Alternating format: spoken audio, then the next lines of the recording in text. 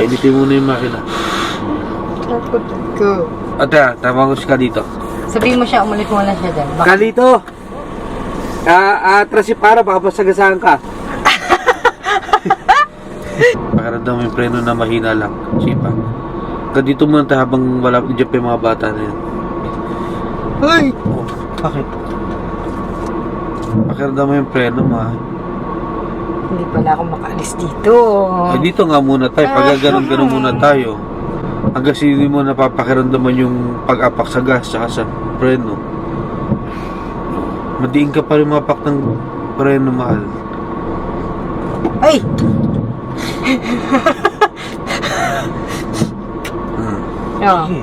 Okay, hi. So, the last vlog I was talking about After the End by Clare Mackintosh. I mean, I started it. And I'm currently 40% through. And here's where it's at. Okay, basically, the story of this is there's a very sick child. And he's 3 years old. His name is Dylan. And the kind of illness that he has, he had a brain tumor. Then they tried to take it out. And then even if they tried to take it out, it's still spread. So basically, if Dylan gets to live, he will not have the quality of life that you would want for any person, you know, because he won't be able to walk, talk,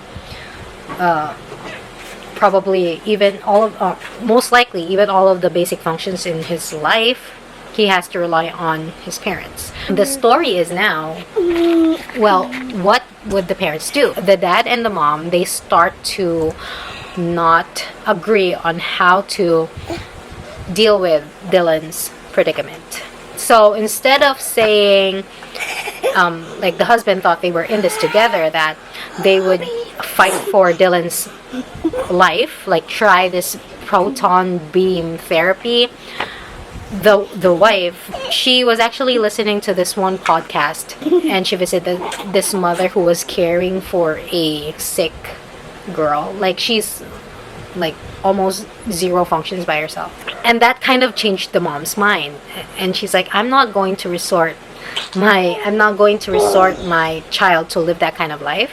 Like, I love my kid, but I can give him the rest that he needs. And then so the dad's like, we are not giving up on our kid, so I'm gonna take you to court. So basically that's what's happening, is that he is going to fight for his son's life, that is to to continue on finding a cure for his illness, even if, you know, the kid is terminally ill. Like, he's not even talking, he's not even sitting up, he's not even swallowing on his own or breathing on his own.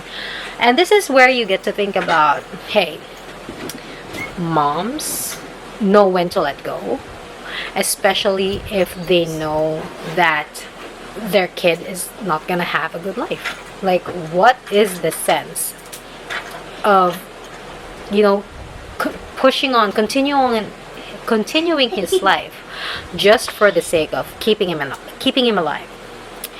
And that's the selfishness that the husband cannot see. Okay, he's saying, yeah, I want to fight for my son's life. Yeah, even if he's disabled, I'm going to keep on fighting for him. And it just basically shows his pride. Okay, he wasn't even the main caregiver of the kid. The main caregiver was the mom, because he's always at work. And then now he's like, I'm not gonna give up on my kid. It makes sense, but at the same time, because he's not a mom, I think it's really different. I'm sorry if I offend any guys out there, but it's really different if you're the one who gave birth to the kid. Yeah, so that is my update for After the End.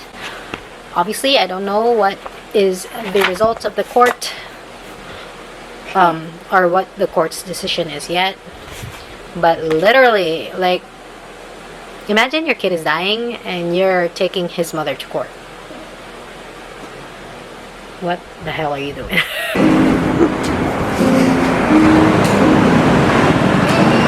Oh, that one. Bear, gusto niya nung may kasama balat ng tweet. Buchi. Excited na.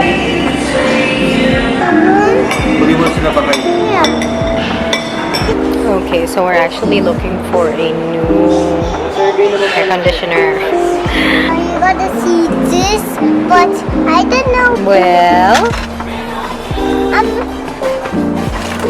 Whoa. It's hot. I don't know. okay, let's cross the road. We wait for Daddy inside. Daddy! I want 10 days. Ay, 9 days.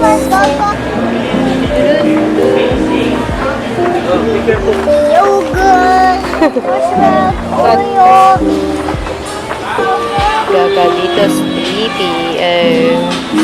Thank you, my little helper. Oh no. Be careful. And let's get somewhere else.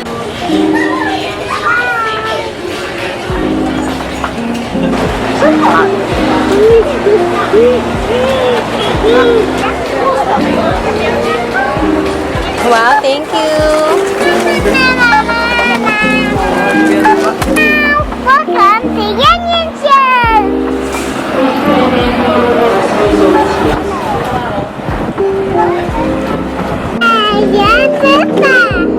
You got your vitamins. What is it? Cheese.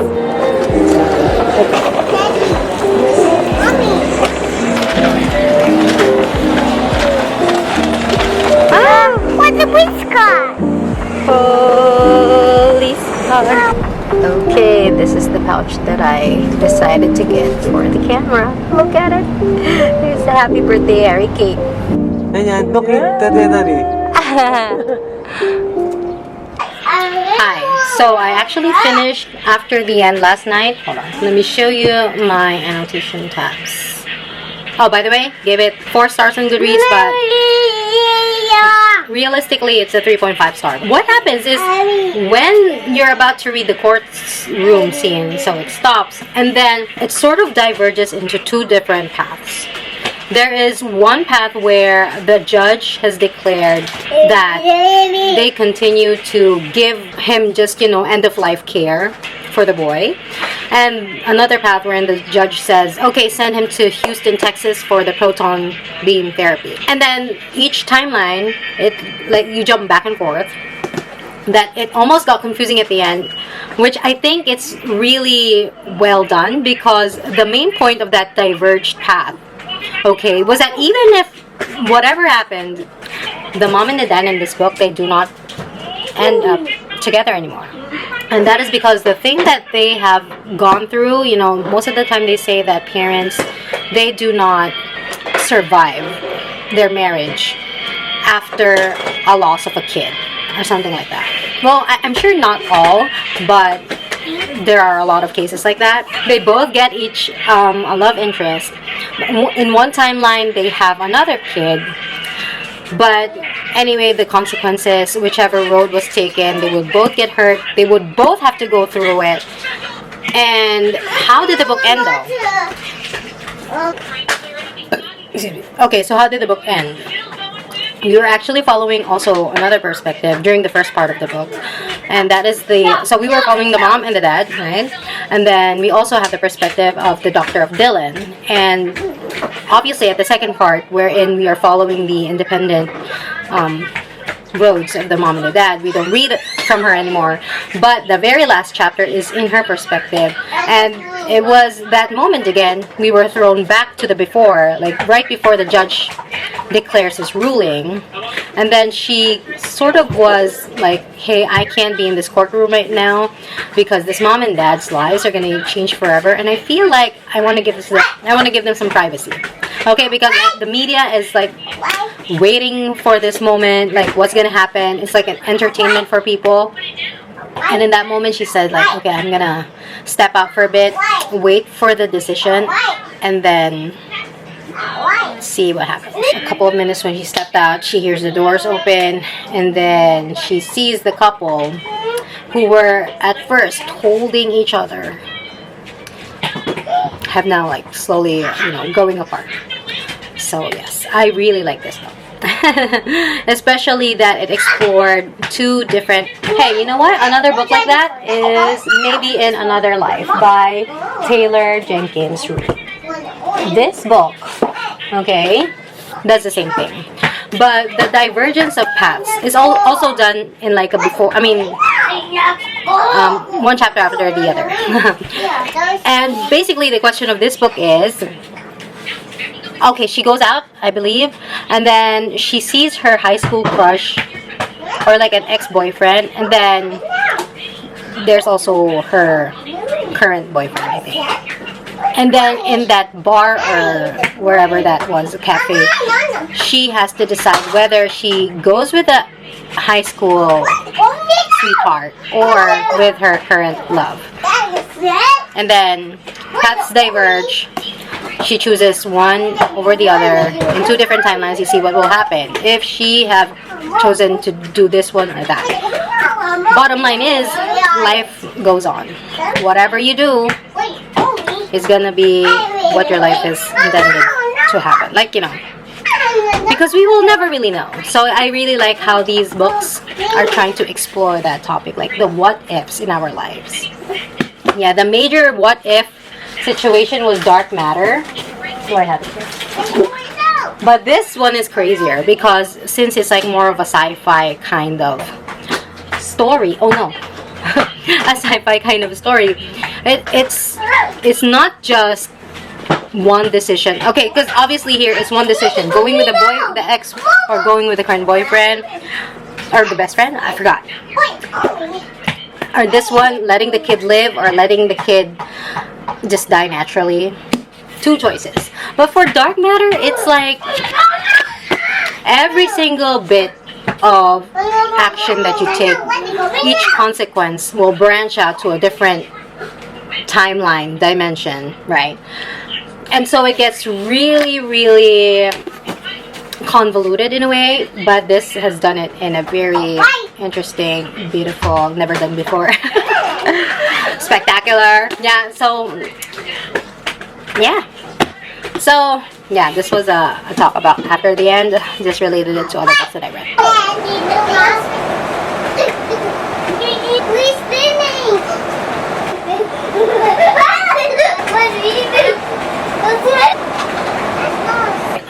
Yeah, I finished reading The Gift by Freida McFadden, and the reason why I read this book is because it's short.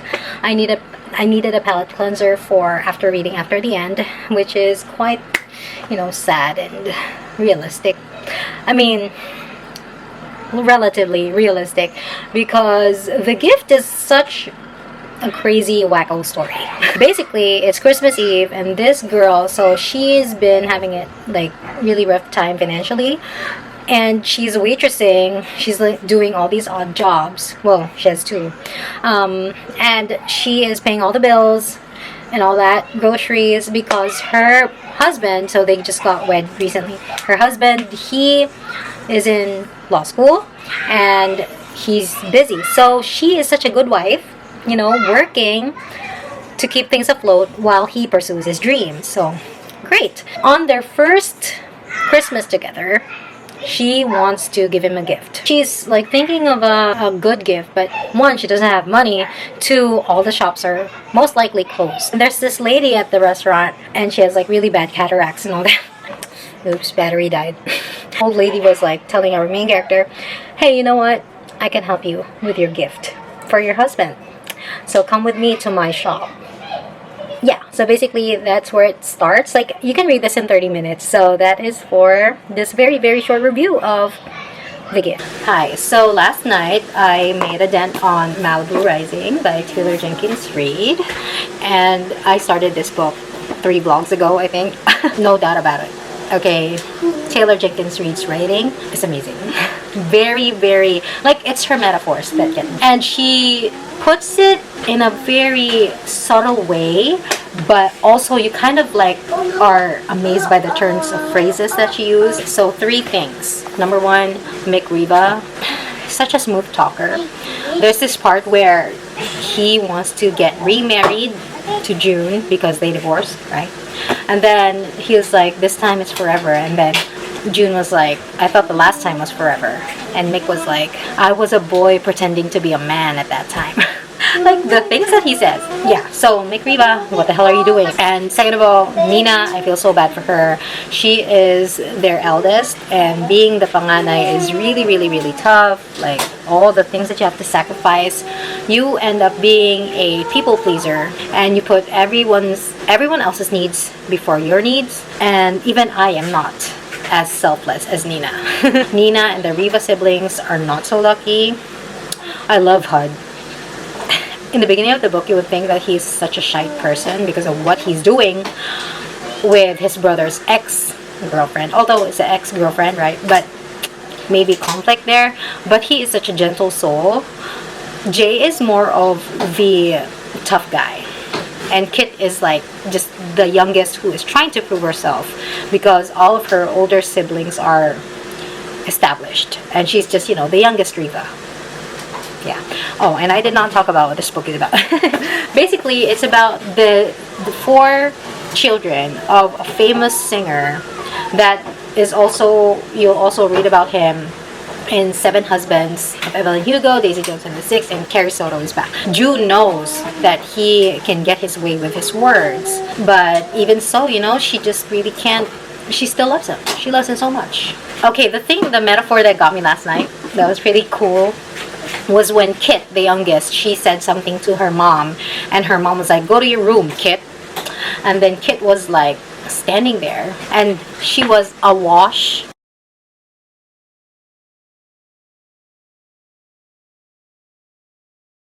And I just like that sudden metaphor of, tumbling cycle between guilt and indignation. I don't know, it's just the weird things. Like, I feel that Taylor Jenkins Reid, sometimes, she types something, and it comes to her mind, it sounds ridiculous, but let me type it. But then when you read it, it makes sense. It's those small things. And then there was this part where I teared up too. Like, when they all went into the ocean. So that's sort of their signature, like, family bonding is like, obviously they are surfers. They all know how to surf.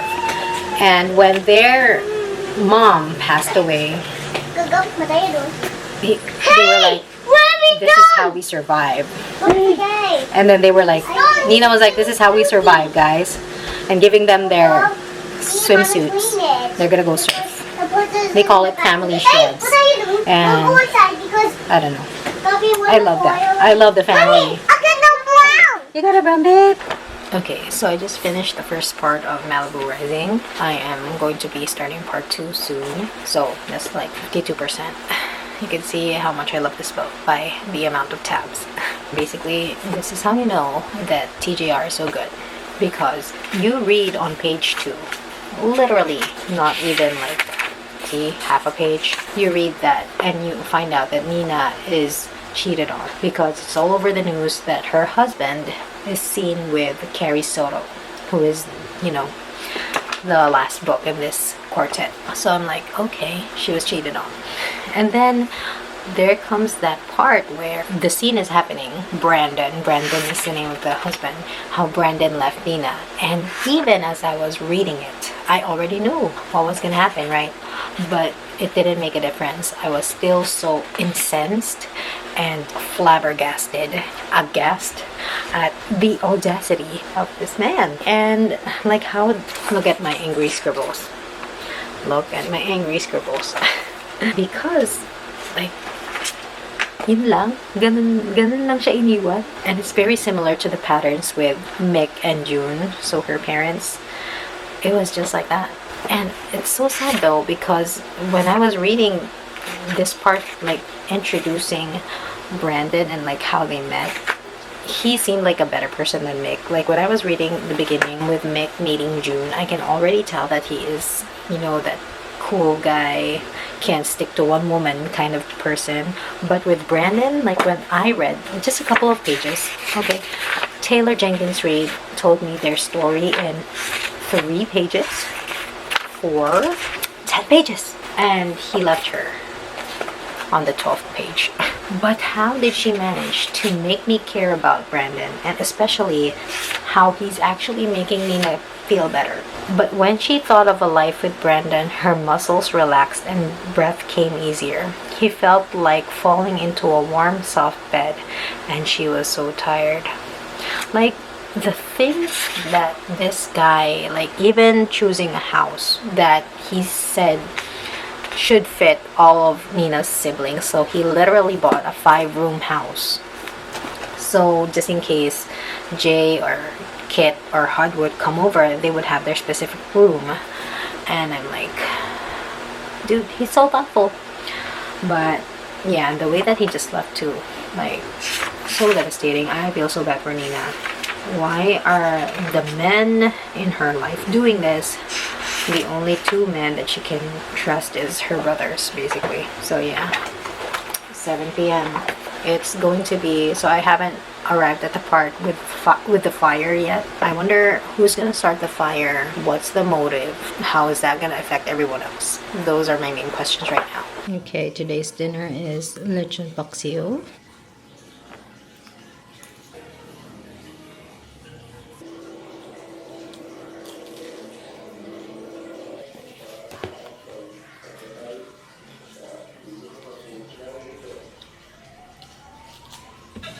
Hi, so I finished Malibu Rising last night. There's like a bald spot over here. Yeah, because in the second part, there were some short chapters that were dedicated to other people in the party. And it's like sort of explained why they're at the party.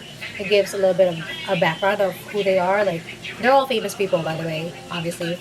But towards the end, you kind of understand why Taylor Jenkins Reid introduced these people to you. There's like a number of people, like 13, that you kind of follow, but in not a, you don't have to like remember all of the details. They're kind of distinct in a way that you don't really have to actively try to remember, but it adds to the backdrop of this world that our characters live in, and you know, they're famous, rich, powerful. But yeah, so what can I say about this book? Obviously, 5-star book. I like how we are introduced immediately to Carrie Soto in this book. And I somewhat feel that Taylor Jenkins Reid has created this book because of what happened in this book.